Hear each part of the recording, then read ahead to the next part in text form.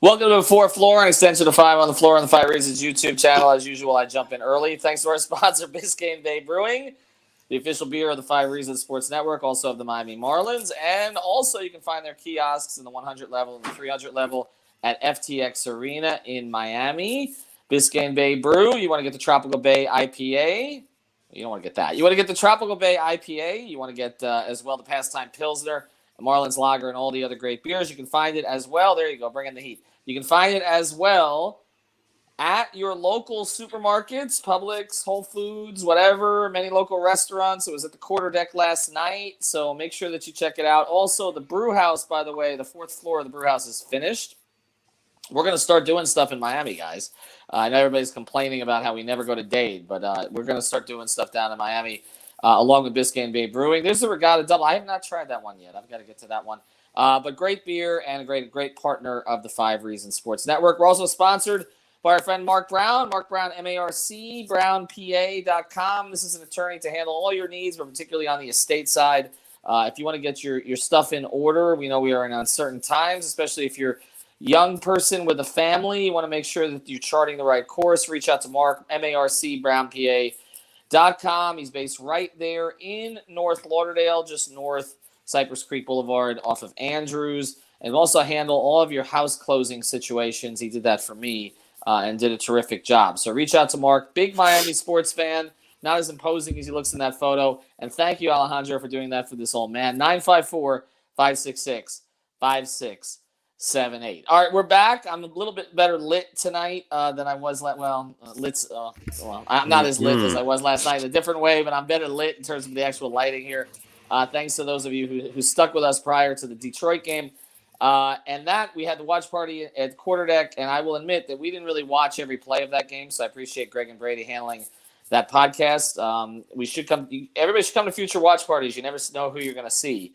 It was an interesting crowd last night. Of course, Royal Shepherd was wearing his Tyler Herro shirt when Tyler saved the Heat last night. Totally saved the Heat and saved watch parties into perpetuity. Tonight, Minnesota, second night of a back-to-back. I was interested by this. BetUS, which is our official betting partner here at the 5 Reasons Sports Network, use that code FIVE upon sign-up for a bonus. They have Minnesota as a 1-point favorite tonight, which I thought, even though it is second night of a back-to-back for the Heat, didn't look so good against Detroit, it's still the Timberwolves. I think it's 1.5 now, Ethan. It's gone up. I got to get to it here before we, because to me, this should be easy money tonight for Miami. But before we get to why that is the case, Brady, who's in, who's out? Yeah, it's a pretty clear injury report today. I think the only one is Markieff Morris, the only notable one, which it seems like they're just heading towards the Denver return. But I think the interesting thing is kind of with a fully healthy roster, who do they put in their rotation? Who do they use off the bench? Because as you know, me and Greg were talking about last night, no Strus. They played Gabe Vincent and Caleb Martin off the bench. Obviously, that was using the zone, and they were kind of using different things matchup-wise, but no Max Strus. I think you just want to see how they roll with the rotation from night to night. We know that he's not going to go do the same thing, every single time, but I just wonder on a back-to-back how he kind of just goes about those type of things with a fully healthy roster. Greg, Minnesota is one of those teams we didn't really anticipate would make the playoffs this year, but their roster is better than Detroit's. I mean, just as far as players who are closer to their prime. I mean, Detroit has some nice young pieces, but they're not there yet. What worries you about the Wolves tonight? I was saying pre-show to Ricky and Brady and Alejandro that I'm actually kind of excited to watch Minnesota. I like the young prospects they have, Anthony Edwards and such. There's a horn going off outside my house. If you can hear it, I hope you can't.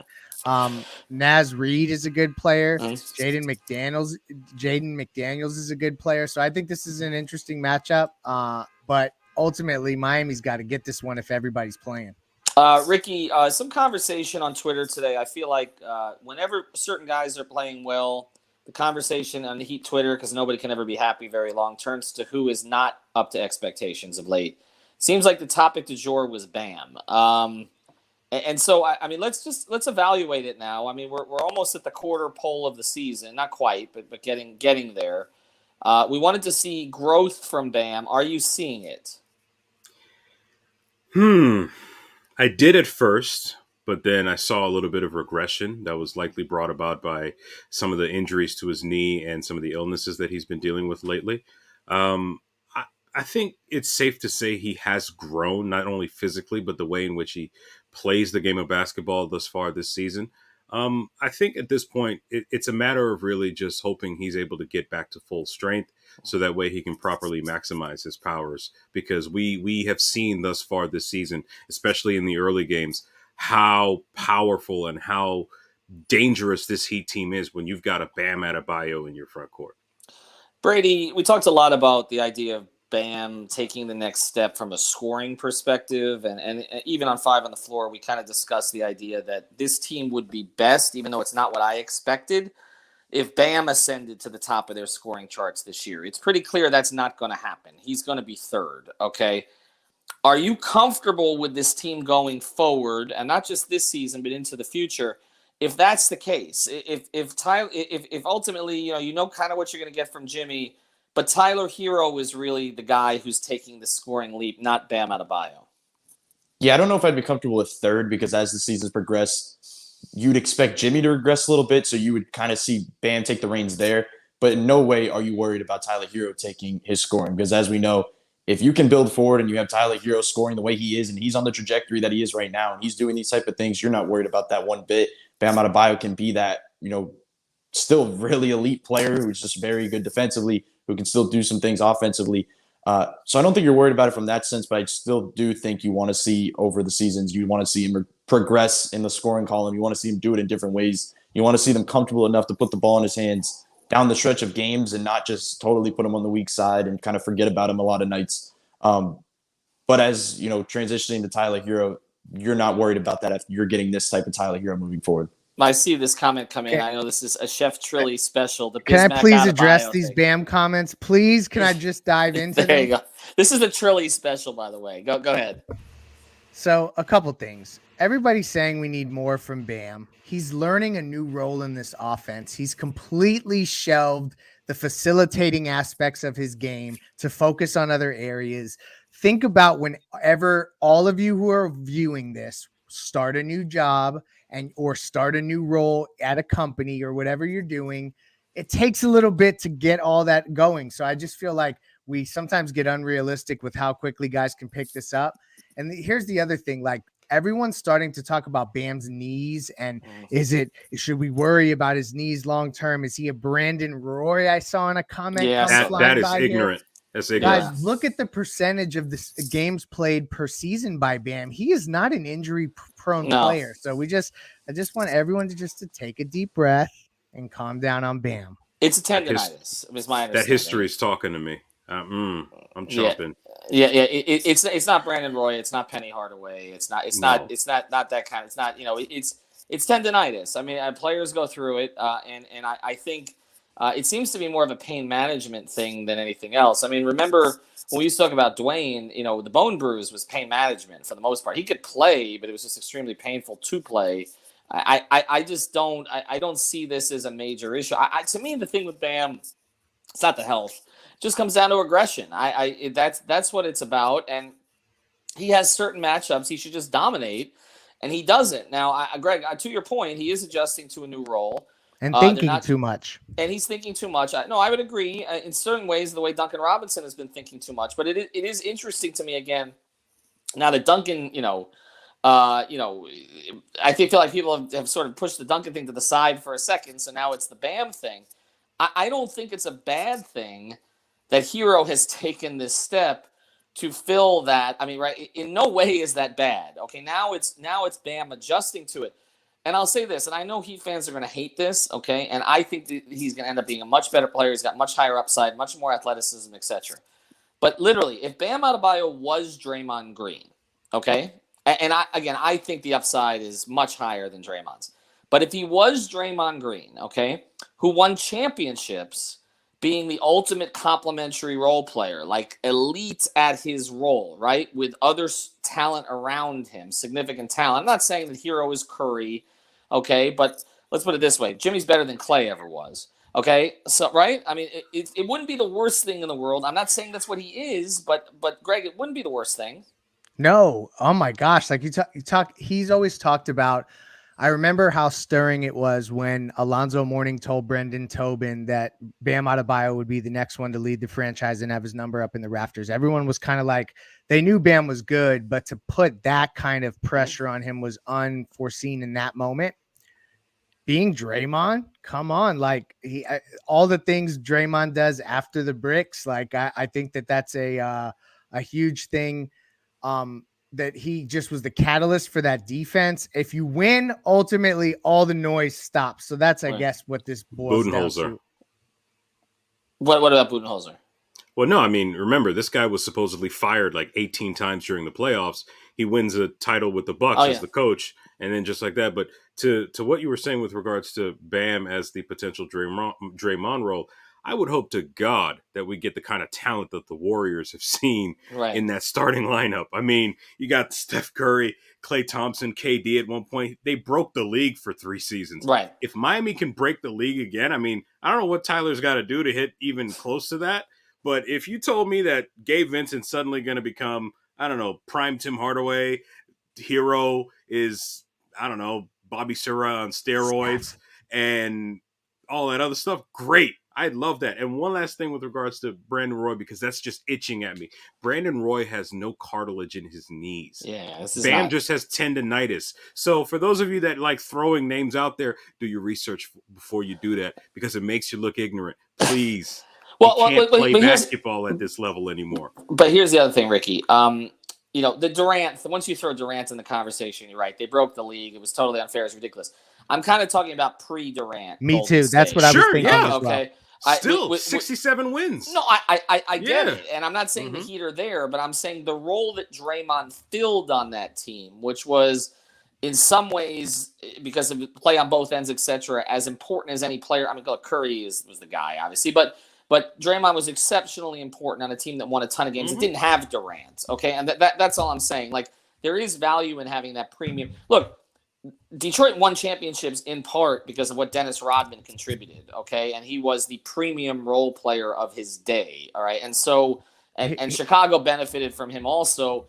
And Bam, look, Bam's not the rebounder Rodman is, etc., but as a skill level is much higher than Dennis Rodman's was, okay, particularly as obviously as an offensive player. So my whole thing, Brady, with Bam is we talk about the shooting, and I know he gets, he said everybody's pushing me to shoot threes and all this. I don't know who posted the stat today, but Bam's like 35%. Outside his mid-range numbers are down. Okay, all the shooting, and I feel like there's been so much emphasis on that with him that it's gotten away from what he really needs to do, which was when he has a player who can't guard him because he's simply quicker, more athletic, he needs to go to the freaking basket, okay, and either get to or get fouled.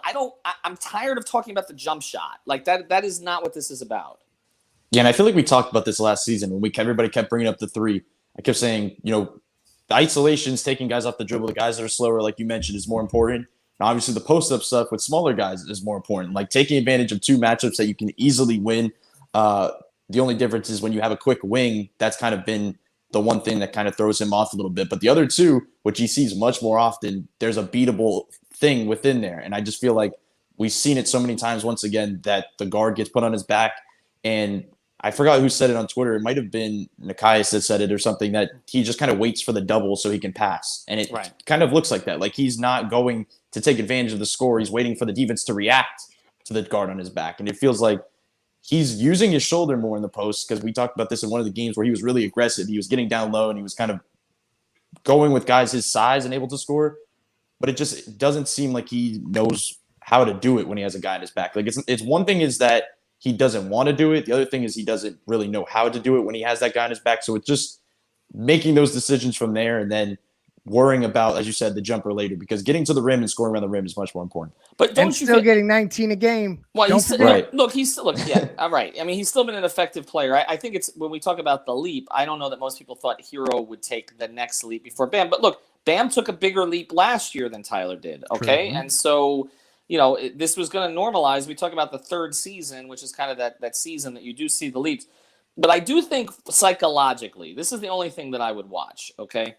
Is that I feel like Tyler's ascent if Bam doesn't want to be aggressive, if it's not his natural nature, because Tyler hit it on it last night. If I was writing a column, this is what I would have written. Tyler hit on it last night. I've been taking big shots all the way through high school. I want those shots, right? Bam has not. We've discussed this many times on the pod. Bam has never been a lead guy at any level. And Tyler has been. Like, Tyler has that type A thing in him. The only thing I would watch here is the idea that Bam feels like Tyler's let him off the hook. Okay? That the pressure of Bam to take that next aggressive step is not as necessary anymore, because you know that Jimmy's an alpha dog and he's just going to read the situation to decide how alpha he wants to be that night, right? Like, Lowry has alpha in him, but he hasn't displayed it as much in Miami yet. Tyler is an alpha. That is his personality on the basketball court. Bam is not. He's more of a beta, okay? And I'm a little bit concerned that Bam may look at Tyler and say, I don't have to do that now, right? We got a guy. I mean, Ricky, can you see that at all? Because we've seen that in other – Bosch was a little like that, okay? Yes. Like, let them do it. Yeah, you know what's interesting about that? As you're saying that, I'm just reminded of LeBron James, his first few years with Miami, not just with Miami, but when he was with the Redeem team back in 2008. He didn't have to take those big shots because Kobe was right there ready to take it. Dwayne was right there ready to take it. All LeBron had to do was, be Scottie Pippen on steroids. Yeah, it's a steroids night. Go figure. And No, I wasn't laughing at you. Your comment's good. Ben just compared Duncan Robinson to Festus Ezeli. Go ahead, continue. I'm sorry. My ego thanks you. Go ahead. But yeah, like, basically, it's easy to see how that works. Especially, it's one of the reasons why, and you could speak to this to a certain extent, why LeBron and Kyrie work so well, because give it to Kyrie and I can just stand in the corner. I don't really have to worry about anything. He'll take that big shot in Game 7. It makes sense. But the thing with Bam is there's going to come a time when it's going to be like, hey, here you go. Tyler doesn't have to have it tonight. And Jimmy is 37 years old. It's on you now. Let's go. You've got the juice now. So it's just, I think that game against, I think it was the Celtics during the bubble, was what woke everybody up to what Bam was capable of when he pretty much took it to the basket and dunked it on the entire, I feel like I've said this before, dunked on the entire city of Boston. I mean, that's a key point in his career because it showed us what he was capable of. If he's able to harness that, then yes, it works, because after all, he has the potential to be significantly better than Draymond Green if he wants to be. The court is his. Go ahead and take it. Can he beat KG from the Celtics? Is that all right? Or that's another analogy we've made. I mean, no possible. Yeah. But to do that, he's going to need to make the mid-range consistently. And again, KG was still an alpha personality, even though he didn't necessarily have the alpha role there, because it was more Pierce and Allen to a certain degree. But for sure, there was a good comment that came in there and I missed it. I'm going to try to cycle back to it. Throw a few more. One person, Christian Cardus, said, I think most of us were ideally hoping that Tyler and Bam would ascend together. And I think they are ascending together, everyone. Like, I think the beauty of this build is that Kyle and Jimmy are on one timeline and Bam and Tyler are on another, and you're kind of getting the blend of the two of them. So I feel like it's actually kind of playing out like that. Well, no, right? I actually think it's playing out better, honestly, because you didn't know it. You knew Bam was ascending, but you didn't know if the Tyler ascent was going to happen. So the fact that Tyler has kind of caught up this year, I think, considering also that he's still younger than Bam. It's also November. And has played a year less. I mean, look, everybody said I was just stoking stuff. Right, exactly. Everybody said I was just stoking stuff on Twitter, but I mean, literally, Tyler Herro, James Harden won Sixth Man of the Year in his third season at age 22. I know, Rick. Look at the number. He won age 32. Age 22 with worse numbers than Tyler has right now. Okay, so the fact that I don't know that there's any way, and I'm not saying Tyler's going to become Harden. What I'm saying is, I don't know how anybody can look at what Tyler's doing this year as being a bad thing, except, in my view, if it lets Bam off the hook for feeling like he needs to progress offensively. Also, they're going to need both of them. Going forward. And the other question that came in, and then we'll just quickly go on to tonight's game, is Tyler untradeable at this point? I mean, I don't know why. And again, I know we were the ones pushing the trade stuff and everything. But at this stage, and I said this on 5 on the Floor the other night, I don't know why you would even consider at this point trading a guy who's 21 years old on that contract, producing essentially what would be, if Tyler was sixth man of the year, it would be the third highest scoring season for a sixth man of the year in history, right behind Ricky Pierce and one of the Lou Williams seasons, higher than Manu Ginobili, much higher than he ever averaged coming off the bench. So I'm just saying, like, the more I poke around the team, the more it sounds like in the last 6 months, nothing has aligned Pat and Spo more than the idea that Tyler is a guy that they're keeping. Yes, right. And they didn't align on everything else, as we know. Okay, so there's where we're at. All right, let's get to tonight real quick. And we thanked our sponsors, Biscayne Bay Brewing and Mark Brown. Yeah, we could go all night because the comments have been great tonight, but I want to get this up before the game. And obviously we'll have a 5 on the floor. I'll be back hosting tonight. And we'll obviously lead into that Denver game over the weekend too. That's something we're going to discuss. And the Chicago game. We got 2 interesting ones coming up. But tonight, do the gamblers know something tonight, or the line setters? Because I'm surprised. I'm surprised, Ricky, that Minnesota's a 1.5 point favorite. Yeah, they're the same people that did polling in Virginia and Florida and pretty much every Florida election since 2000. I mean, it's a gambling. I mean, I don't claim to know anything about gambling. I don't gamble myself, but if there's one thing I know, it's going to be decided on the court, not on the. Maybe this is killing the promotion a little bit, so I'll slow down. But look, the situation that we have right now is you have 3 young players that are quite frankly pretty talented, and that goes without mentioning the other guys that they've got on that team. D'Angelo Russell, him and his cell phone. You have Anthony Edwards. You've got Karl Anthony Towns. This is a prime situation where if they're all on and the role players are dialed in, they look like a 50-win team. They can play like one. And Miami needs to be very careful about that because Miami's an older team. Minnesota's young, youthful, can shoot the 3 like crazy, if I'm not mistaken. And it's something to be concerned about. I think Miami can win tonight if they assert their maturity on this T-Wolves team. But we'll have to see. It depends on what Bam is able to do with Cat. It depends on what the defensive wings are able to do with Edwards and Russell and some of the other guys. But I'm sure you guys will chime in on that even further. Well, I'll say this again. If he's healthy enough, Bam has played Cat pretty well historically. So I feel pretty good about that, Brady. I think they win tonight. I really do. I don't feel so good about Saturday night, but coming up against Chicago. But I do feel that they win tonight for the simple fact that they got scared last night. I just think they're going to come out with better effort again tonight. We typically see that when they have one of those clunker performances, Brady. But, I mean, for you, what is the key? Yeah, I just think it's Jimmy Butler. Like we've seen, for one thing, they're playing Minnesota. Put that aside for a second. He comes back after bad games at a really high level. Just looking back, the 2 games that he played poorly this season, which, by the way, there has not been many of them, he came back with a 36-point night, and the other one was a 32-point night. Last night, he was not hugely efficient. That just feels like they're setting up for another Jimmy Butler night. But I am interested to see how they go about it. Like, there's a reason why Jimmy Butler is so good in first quarters, because he comes out and he takes advantage early. I don't know if that's the best thing for the team, let's say. Like, I just feel like we talk about Bam and Herro, comparing the 2 offensively. Herro gets the ball from Jimmy. Like, Herro takes his reps. He takes, puts shots up next to him. We kind of see in the first quarters, Bam, a lot of the time, is just non-existent offensively, on the strong side, getting the ball, working from there. It's a lot of Jimmy ISOs, much like the end of games. So I'm kind of interested to see that. I think if they want to see Bam change offensively, that's one way to go about it. Kind of, get the ball out of Jimmy's hands sometimes, which sounds crazy because Jimmy Butler's been at MVP level.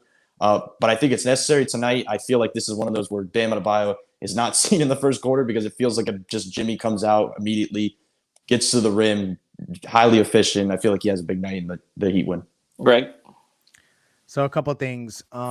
I think that what you're seeing is the Minnesota's on a 4-game winning streak. I'm trying to figure out why they're like a 1.5 favorites, to your point. But the Heat have won 4 or 5, and so have they. It's just they've won 4 straight. They're at home.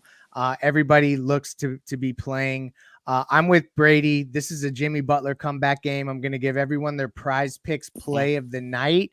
And that is Jimmy Butler at 22.5 points. Go over. I feel like in Minnesota, this is a game, second night of a back-to-back where he didn't play so well. Brady alluded to all of the reasons why. Go take the over there for prize picks and use the code 5 when you sign up. This is the other thing is that I just feel like they know the Chicago game is going to be a big one. Chicago, it'll be their third game in 4 nights, and Miami will be rested, but they got to get this one. And I'm feeling confident. I think that they actually come out and win this one end to end. I'm feeling really confident about the game tonight. That's how I feel too. I think much better start tonight. And here's the other thing. Jimmy has kind of alluded to this when they've played poor teams and struggled, that sometimes they think they're better than they are. They think it's going to be handed to us. He has said this. If you look at Detroit's roster, you think it's going to be handed to you. You look at Minnesota's roster, you don't necessarily think that. I feel like there's more respect, I think, for the talent on Minnesota. But as Ricky said, the problem, they can play like a 50-win team, but they're so young and inconsistent. And Cat and D'Angelo Russell in particular are so lethargic defensively at times that's where, I don't see winning streaks as being sustainable for them. I actually think the fact that Minnesota's won 4 straight is probably an advantage for Miami tonight. I think it normalizes a little bit, and I think the Heat win by a dozen. I think they'll get ahead early and kind of milk this game. There'll be some moments, but I think they'll win by a dozen. All right, thanks to our sponsors, Biscayne Bay Brewing, MarkBrownPA.com. Thank you to Tyler Herro for saving us last night so we could have more watch parties. Thanks to Ricky, Brady, and we won't make any more crazy comparisons to Brandon Roy. We promise. Do not do that on the program. And or James Harden. Or that's the numbers, man. That's the numbers. Have a good night. I don't know, man. Thank you, Ricky. So remember, guys, to also join us for the Pace and Spaces program, the show that we're doing at halftime on Twitter. Remember to Thank you. That was our friend Ricky. He just left. So as soon as the second half is over, go ahead, or the second quarter is over, go ahead and go to Twitter, Pace and Spaces. We're going to be there with Sean, with Tony, and with Marco Romo in our Pace and Spaces at halftime. So that's going to be our halftime show. Then on here, right here on the YouTube channel, we're going to be doing the post-game show right as soon as the Miami Heat versus Minnesota Timberwolves game is over. Come over here to the YouTube channel because we're going to have you a lot of the analysis for you guys. And then you're going to have, of course, another episode of 5 on the Floor. So before we go and go ahead, we're going to play for you the episode that Greg Sylvander and Brady Hawk did last night after the win against the Detroit Pistons. We're going to read some of you guys' messages here. Let me see. Entertainment Heat says, I think it's time to start Herro over Robinson. Ray Ruiz says, yes, first quarter, give it to Bam and get caught in foul trouble. That's for tonight's game. I'm smelling homer picks. This will be a close game. And then wish I could watch tonight's game in Detroit.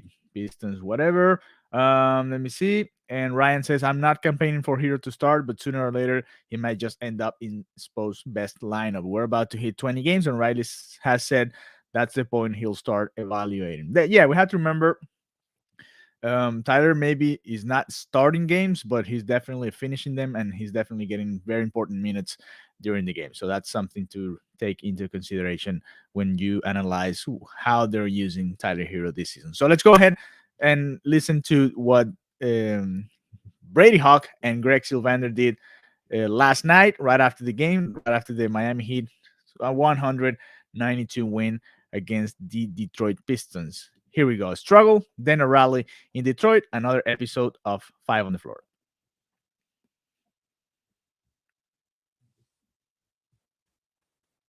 To 12-6 on the season, and now have the second best record in the conference. So ultimately a positive night, but we want to talk a little bit about, so kind of alluding to the floor plan. We're going to talk a little bit about the first half woes and then what happened in the second half that made this a lot more of a positive ending for the team. But before we get into any of that, want to tell you about one of the great sponsors here at 5 Reasons Sports Network, and that's Prize Picks. Sports that you like, you choose the league is out of the mix and maybe not going to be trending to the playoffs. If you drafted all these guys that got injured and they're no longer available, you can go to Prize Picks and play with your favorite players. But when you go there, make sure to use the promo code 5. That's FIVE. When you use that code, they will automatically double your deposit up what the heck is going on in the first half, Brady?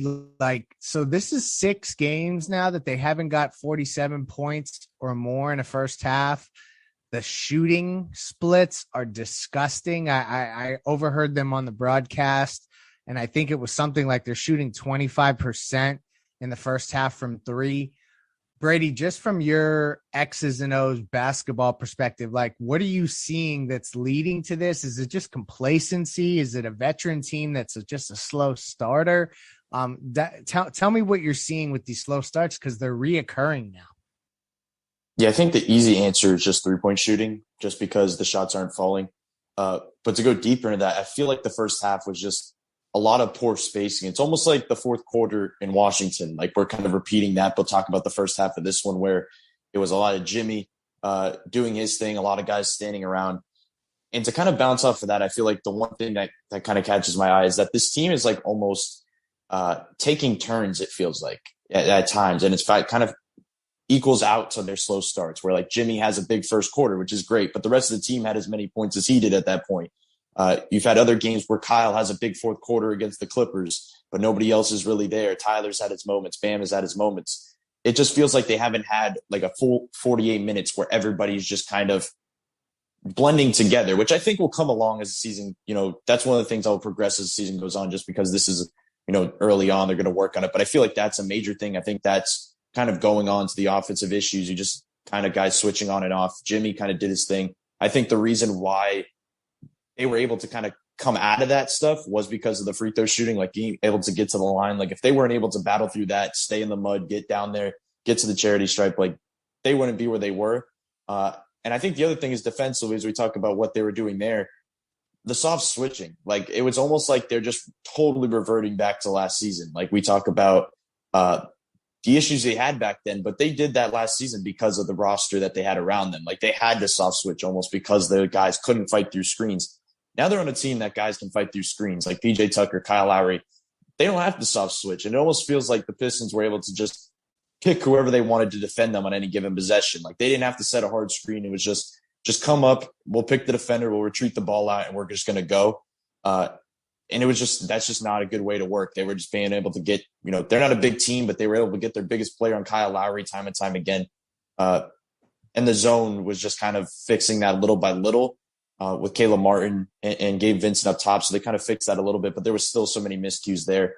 And then obviously the second half kind of turned that around, but it just felt like the first quarter was just a lot of just negative things happening all at once, that they couldn't get anything going. I think it was Will Mansour said they just looked tired, and which I agreed with. Like, they just did not look like they were energetic at all. And it feels like, as we talk about Tyler Herro later, he kind of brought the energy that they needed and kind of got them going.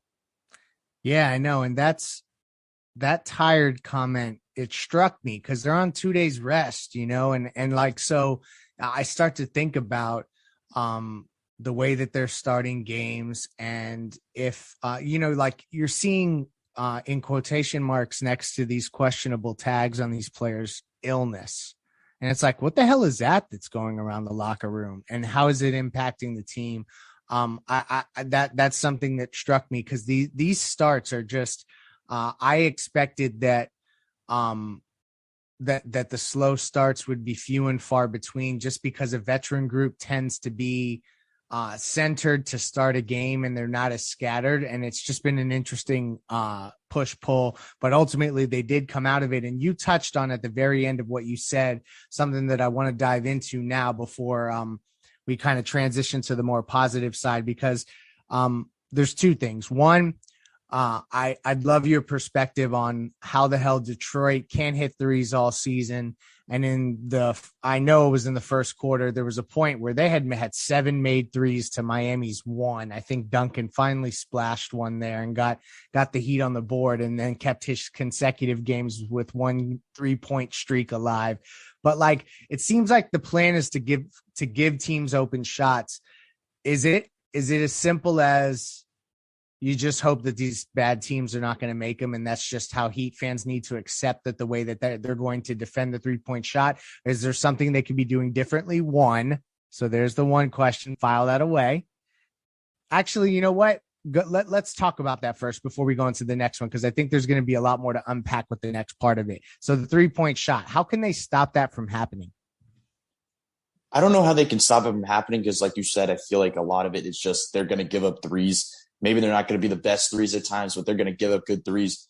And a lot of times against these type of teams like the Pistons, the random scrub heat killers, let's say, are going to get a bunch of threes because they're going to try to cut off a guy like Jeremy Grant, which for some reason always kind of gives some buckets to Miami. Like he did it last season. He was still getting Irving early. But they just kind of have to do that. And I think it leads to that. I think also going back to the tired comment, like it seemed like they were just, their feet were kind of glued to the floor where rotations weren't as crisp as they usually are, where I felt like they were swinging the ball well. As we talked about before the game, they're a young team that can, move the ball pretty well. It's not like they can't put the ball in the basket a ton, but they can move it around. So I feel like that's just equaling it out as well. They're going to give it up, like no matter what, but it just feels like these type of games and the soft switching, I feel like relates back to it as well. Like if you're going to soft switch, like I feel like they just had to fight through the screens and just stay on them when they pulled up for those threes. They were getting a ton of them through those pick and rolls where they were just setting a screen, just pulling up immediately because they were kind of sagging back on the switch because they just kind of, Bam's just predicting it. PJ's just predicting it. If they would just fight through like they can, like we know they can, I feel like they could probably push them to the rim. And that's ultimately what you want when you have such great weak side defenders who can slide over and do all the things that they do. And obviously, I think it's especially in the Dedmon minutes, if we're going to talk about, because we talked a lot about Dedmon positively, but he's had issues where defensively he's not able to move too much. Like if you're going to try to maximize Dedmon on the floor in those minutes, you got to try to push the guys towards the rim so he can try to stand in front of you, just kind of mess things up a little bit. Trying to take him out and lure him out to the 3-point line is just not where you want him to be. So it just feels like it's got to be tending to your personnel. Like you got to be able to, whoever they have on the floor, you got to go to. Maybe at times you can soft switch, but certain lineups and certain teams like this Detroit team, you just have to just fully commit to what you're good at. And when you have 4 all defensive players on the court at the same time, you kind of just have to go with it. So do you think the soft switching is conserving energy? Like they're taking into account, like does that have anything to do with it? Is it the easy way out to do that soft switching, or is it actually harder to play that way? Because I feel like there's an element of it that like if you're fighting through those things, it does require a little bit more oomph and like, you know what I'm saying? And yeah. And so like there's a part of it that I'm thinking, are they managing stamina of these veterans by sprinkling some of that in? Am I completely overthinking it? So that's one thing that I guess I'd like your perspective on. But before we even touch on that, you mentioned Gabe Vincent, and I want to talk about this because you brought it up pre-show, and it didn't even occur to me that this happened all game. And I am a Max Strus guy. He didn't play. He wasn't part of the rotation. Gabe got the minutes. Well, what is up with that? Like, I didn't expect it. I guess Gabe had some positive parts of his game tonight.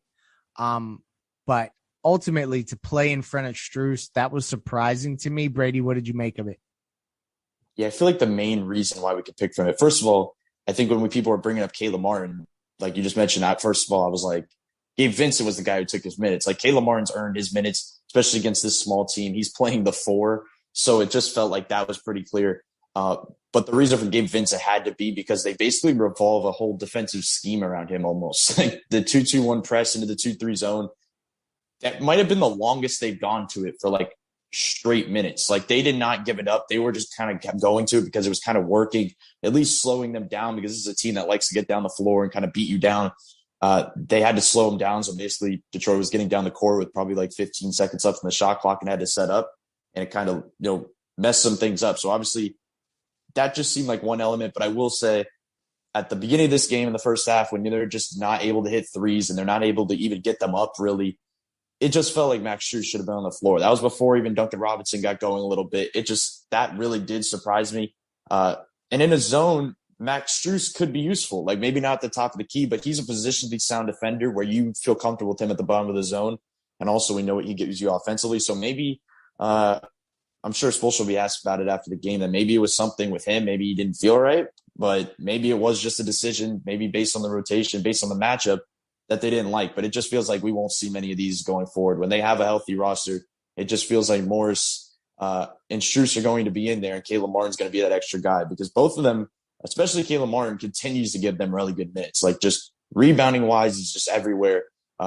He's getting loose balls. He had a clutch three, like a big time three to kind of get them going, which was actually probably one of the bigger shots of the game. I think they were down 12 and he hit a three to kind of cut it to 9. It kind of switched everything before Tyler got going. Like It's so true. that stuff is huge for a two-way player. Like that's a two-way player making those shots. And that's what we saw Max Strus do before. We saw Gabe Vincent make big moves defensively last season. They ultimately earned them a contract. So it's just interesting to see this. The more we say it, the more it feels like he's going to be on the roster for more than a two-way contract by the end of the season. Yeah, and I continue to call that the minute that that his prorated portion of the veteran minimum is under what they have in luxury tax space, they're going to convert that contract to a standard deal, no doubt. And you're right, like pre-show, just for everybody, so they see how the sausage is made on 5 on the floor.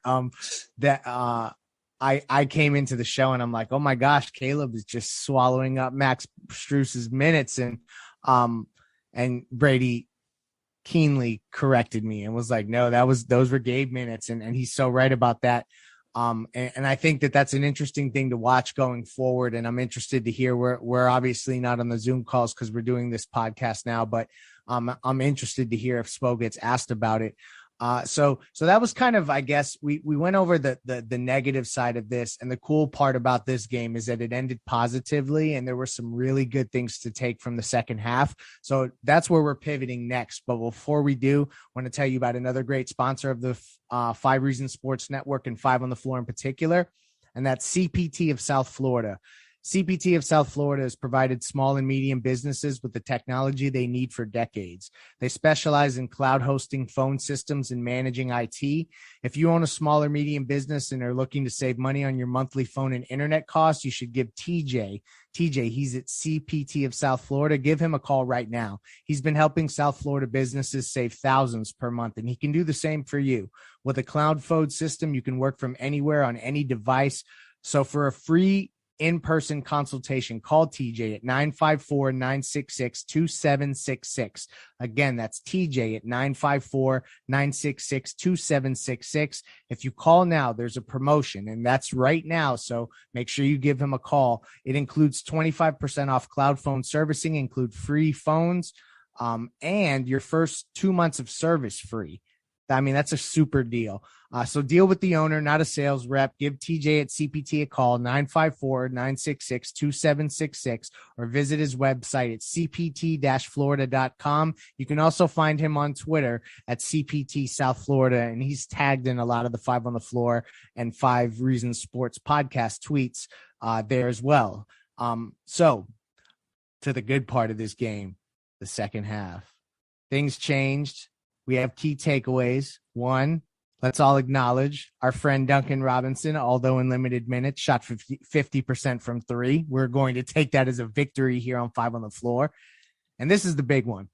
And I started and I tweeted about this, and I'm feeling it more and more as I watch this team. Tyler Herro is the most gifted offensive player on this roster, and there is nobody even close. And that includes Jimmy Butler. When I talk about just sheer gifted offensive ability, Tyler Herro is doing things that are as polished as any player that's put on a Miami Heat uniform. And it's incredible to watch. I mean, tonight, 12 of 21, 31 points off the bench, 4 of 8 from 3, adds 8 rebounds. He's always rebounding up for his position. Ultimately, I just can't say enough about this kid. So I shall not wax poetic any further. Brady, give me the X's and O's part of what you saw from Tyler in the second half, because you talked about it. He spearheaded a comeback, and something that this team needed, and that's to show that kind of resiliency, and to see it from a young player like Tyler be the catalyst for that, I think is huge. But what did you see just on the floor from Tyler tonight that impressed you? Yeah, starting with the first half when he first came in, I think the interesting thing is, we know they have Kyle, they have Bam, they have Jimmy, but they go through the rotation of he plays with Jimmy at first, and then they rotate in, and it's Kyle, Bam, and Tyler. They just immediately look to Tyler, and the offense was just absolutely horrific at that point, and they could not get anything going. And even Kyle, how he's the ultimate setup guy offensively, is just finding Tyler and just saying, you be the setup guy, you go and look for a bucket, and you go and score. And it just felt like he was the bailout guy And the team just looked so much more comfortable when he had the ball in his hands, which I feel like is the one question we had with him coming into the season. Like, we knew he was a talented scorer. We knew the things he could do, but could he be comfortable enough? Could he control a game when he had the ball in his hands next to these type of guys? And he did that.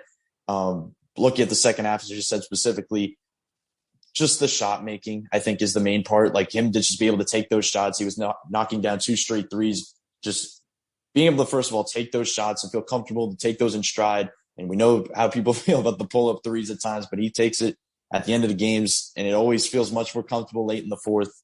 But we're just seeing things in half court, carving out defenses in a way that I really didn't expect coming into the season. Like, him being able to get to his spots, and it's something I talked about with Bam before, how he was kind of picking his spots in the middle of the lane.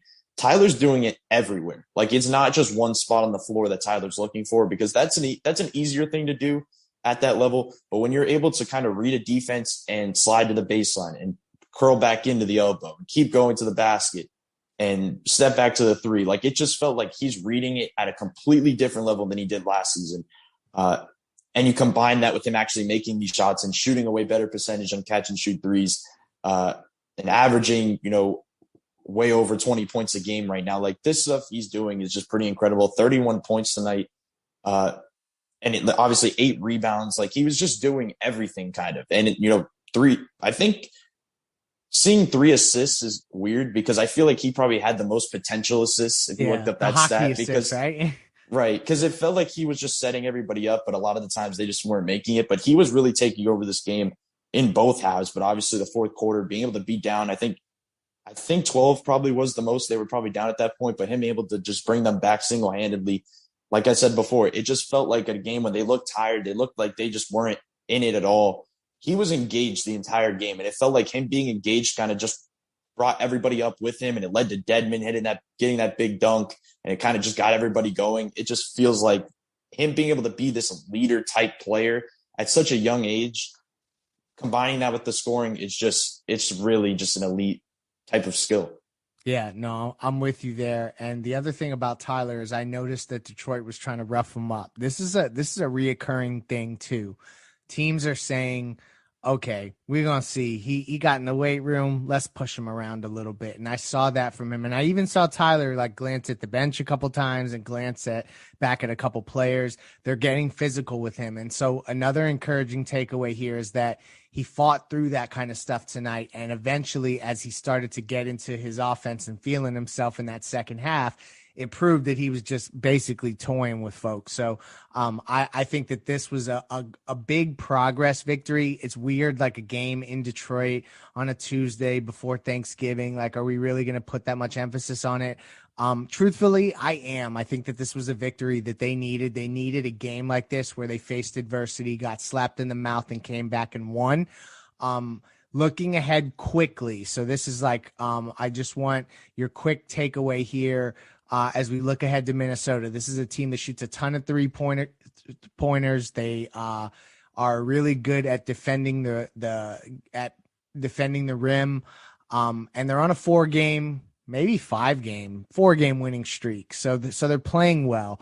Brady, what are you looking going into this back-to-back? All of the starters played tonight. I would hope they would try to replicate that, but I'm a little worried that they may try to rest a couple guys because they got one. So what are you looking for just, in a minute or less for tonight's game at Minnesota, or tomorrow's game at Minnesota? Yeah, the reason I don't think that they will rest is just because before this game, I said that Bam and Jimmy would probably be sitting for the final 8 minutes of this game because I thought it was going to be them just winning by that much. And they almost ended up sitting the final 8 minutes anyway, even though they were winning, because Spoelstra does that thing where the lineups are rolling and he's playing Gabe Vincent, Caleb Martin down the stretch of a game like that. So them getting that rest down the stretch, I know they still ended up with 31, 35 minutes. It just feels like they're going to play. And if anybody's going to sit, it's not going to be Jimmy Butler against the Minnesota Timberwolves. That just feels like a game, a second night of a back-to-back. Obviously, after that, they have 2 nights off. So that's another thing to take into consideration. That just feels like a big-time Jimmy Butler game. Like, we talk about them protecting the rim. Jimmy Butler is still going to just plow his way through there. He's still going to get to the rim, especially tonight, because he didn't really have the most efficient night. Like, he was getting to the free throw line a ton. And like I said before, he was getting them going. But he always kind of bounces back from the tough efficiency nights with a big one. And it being Minnesota following this game just makes it even funnier that that's the game he's following.